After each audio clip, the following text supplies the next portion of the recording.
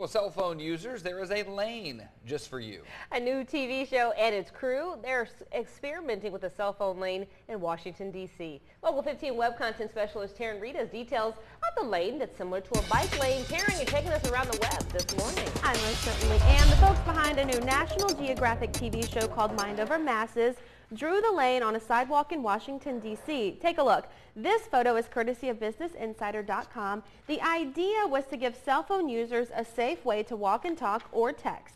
But to the creators' surprise, folks didn't really use it despite the no cell phone writing on the left side of the lane and cell phones walk at your own risk written inside the lanes.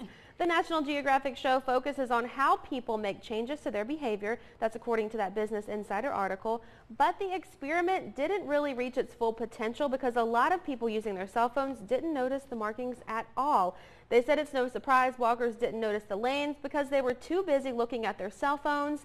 Yahoo Tech said, in fact, the only time people using cell phones used the lanes was when they were taking photos of it.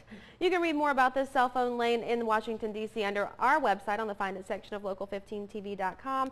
And what do you think of designated cell phone lanes for walkers and texters? Head on over to our Facebook page right now and drop your comments.